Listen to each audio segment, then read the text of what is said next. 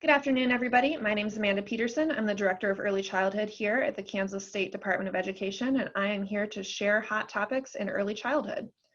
First, if you only take one thing away from this update, I hope that you'll join the Early Learning Listserv.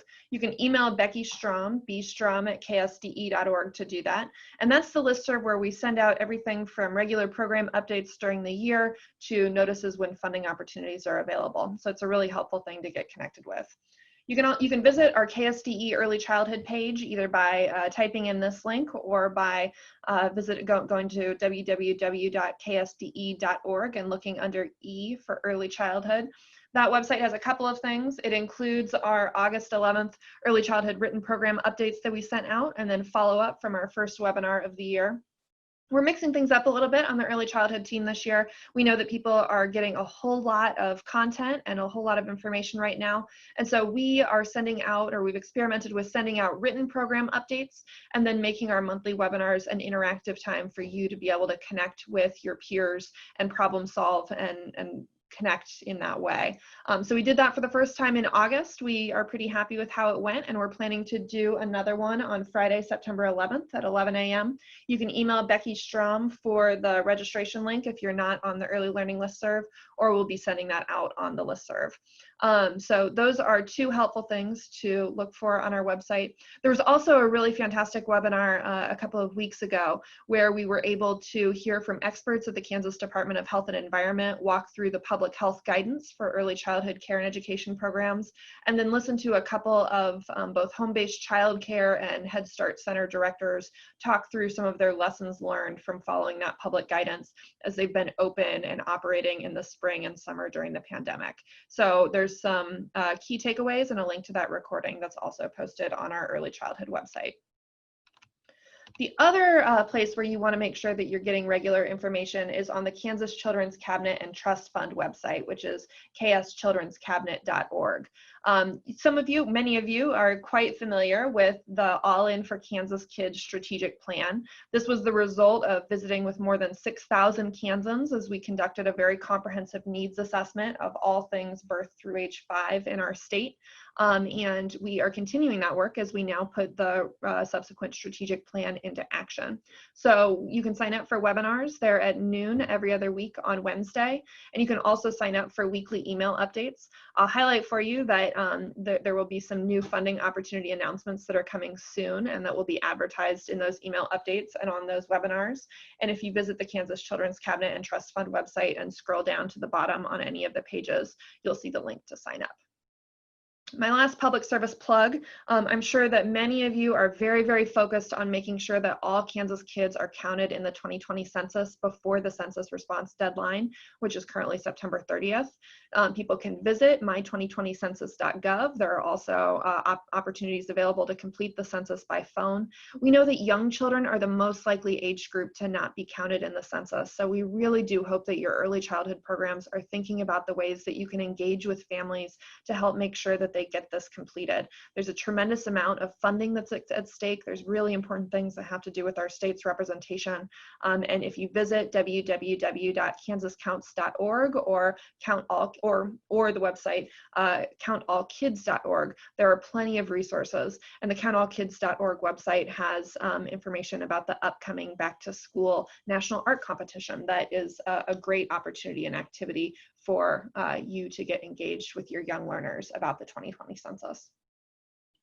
So as we're thinking about our program updates, we have a couple of pieces that we want to discuss today.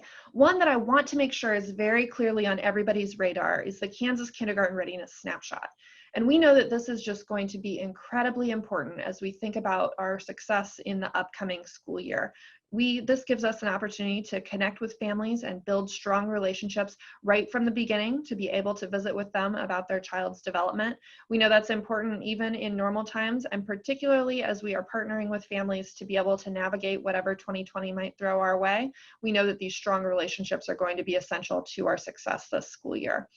The Ages and Stages questionnaires, the third edition, the ASQ3, and the Ages and Stages questionnaires, social emotional second edition, or ASQ SE2, are both tools that are completed by parents or caregivers, and they really do provide a snapshot of that child's development. And that the process of completing these and then discussing the results, we know helps the family, the teacher, and the student all get ready for the start of kindergarten. We want to be really clear because we've fielded a bunch of questions from parents and from families and teachers as we're getting ready for the start of this school year and adjusting to some of the disruptions that occurred last spring. All kids in Kansas legally are ready for kindergarten if they meet the age requirement, which is 5 years old on or before August 31st. They have the right to attend kindergarten, and our state board vision is that students will attend kindergarten at age 5, socially, emotionally, and academically prepared for success. So the snapshot gives us a good opportunity to understand what milestones and strengths children have and where there's opportunity to grow, and that is really helpful information for us as we make sure that they get a really excellent kindergarten experience. All accredited schools in Kansas are required to administer both the ASQ3 and the ASQ SE2 to their incoming kindergarten students between July 1 and September 21st of this year. So this is a requirement of accreditation. It's not something that's going away anytime soon, and it gives us the opportunity to be able to use that data at the state level to be able to inform our kindergarten readiness efforts. It also gives you very valuable information that you can be using in your district and your community and in your classrooms to be able to support students. All of this data must be submitted in ASQ Online by October 9th. So once you submit that data in ASQ Online, once you enter it in, either from a paper pencil survey or accept the screening that a family does online in Family Access, then that's all you need to do to be able to submit that data. We also, one really exciting piece for the year ahead, the next phase of the contract that we have really does open this window up. So it gives you as school districts in your communities the opportunity to screen children birth through kindergarten entry, regardless of what program they participate in.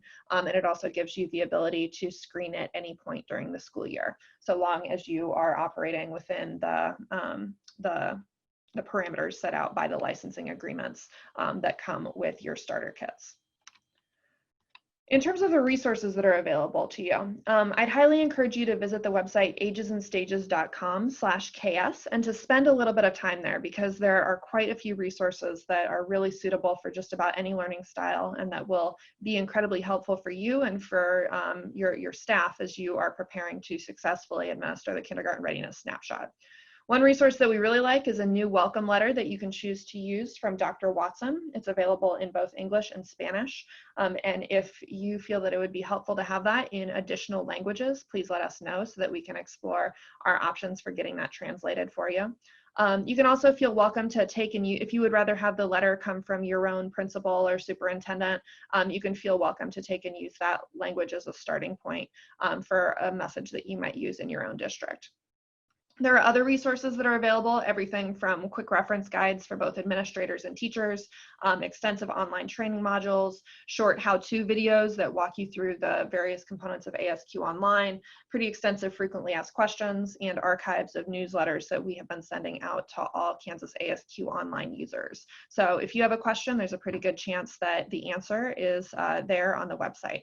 There's also an upcoming live. We've hosted several question and answer sessions, and there's an upcoming one on September 16th at 3 p.m. So if you have questions about data entry or how to use ASQ Online, that would be a good opportunity for you to register to sign up and be able to have our Brooks Publishing partners walk you through a demo in real time in a demonstration account.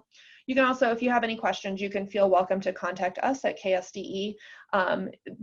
It's quickest and easiest if you email me, Julie Ewing, and Jordan Christian all together on one email so that we can triage and get your question answered quickly. If you have really basic questions, like if you if you're struggling to log in or need help like resetting your password, there's also both a phone number and a direct link to be able to email the Brooks Publishing team that's posted on our website that you can feel welcome to use as well. So please do be in touch. We want this to be something that you can be successful in, and we are hopeful that the resources that we have will be helpful for you as you are conducting the Kindergarten Readiness Snapshot this year. Another bit to switch gears a bit, another big thing to make sure that you are doing is including your early childhood students in your kids' data collections. So whether they are your early childhood special education students, your preschool aged at risk students, students who don't receive any state funding, students who are supported by a grant, children and families who participate in Kansas Parents as Teachers, all of those children should be included in the kids' data collection system, including the ENRL, which is the September 21st count. That's due on October 9th. We highly encourage our early childhood administrators to connect early with district's data staff to make sure that there's a plan to get students enrolled and entered correctly into those data systems. And we encourage you to visit the kidsweb.ksde.org website for additional information related to these data collections. The Kids Help Desk email and phone number are listed there on your screen. There are also going to be virtual Counting Kids workshops that really walk through, here's what you need to do to really understand how students are counted. And we'd encourage you to visit the KSDE training portal to be able to get those signed up. But it's really important for a number of reasons that you include children in data collections. It's really important for us at the state level to be able to demonstrate and make the case that investing in early childhood does in fact increase the number of Kansas children who are able to use those opportunities. It's really helpful for us to be able to answer basic questions about who students and children are who are participating in these programs. And at the local level, it's really important for you as you are ensuring that you are receiving all of the funding that you are eligible for each of these students. A couple of important pieces for this upcoming school year that I'm going to walk through. One, we've gotten a number of questions where people are asking about slots for preschool aged at risk and that program. As a reminder, this used to be called the State Pre-K 4-Year-Old at Risk Program, and we changed the name to Preschool Aged at Risk when statute changed to align to that change in statute.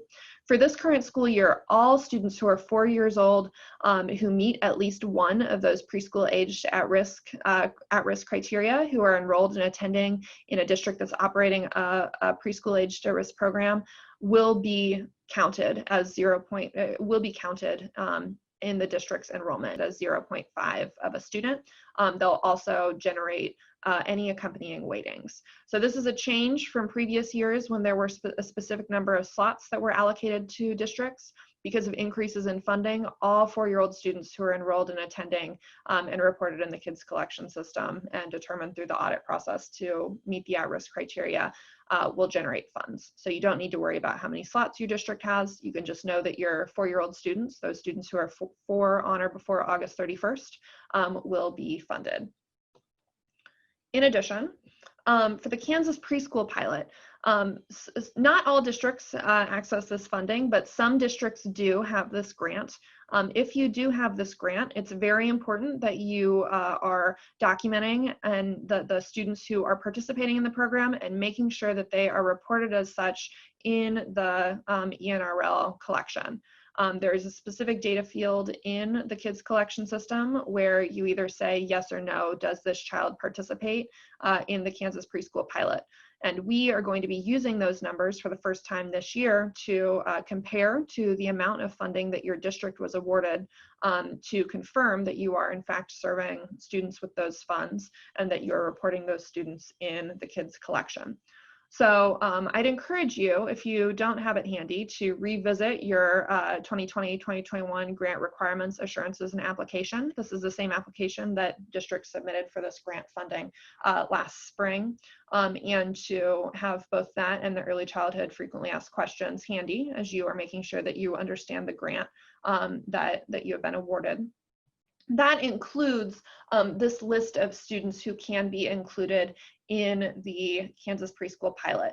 So in districts that have this grant, they should be creating a list to show here are the students who benefit from this funding, and they should be reporting those students in the kids collection system out in the appropriate category so that we know that these students are participating in the Kansas preschool pilot.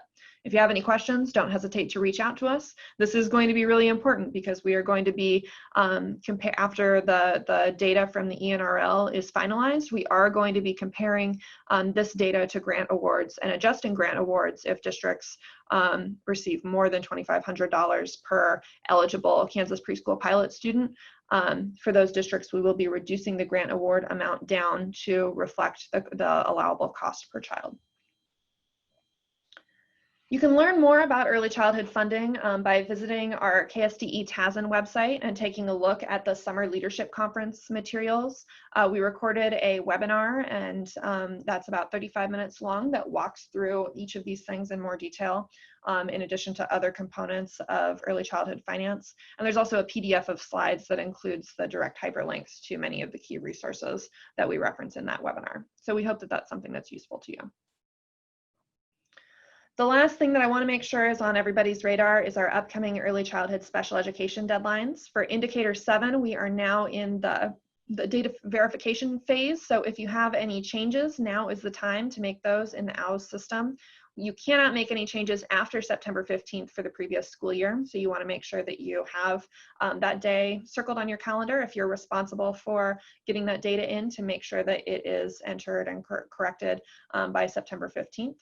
And then Indicator 12, our transition from C to B, that data collection window, we've changed due to some circumstances that were beyond our control. It will open on August 28th and remain open through September 25th in the KIOS, the Kansas Integrated Accountability System.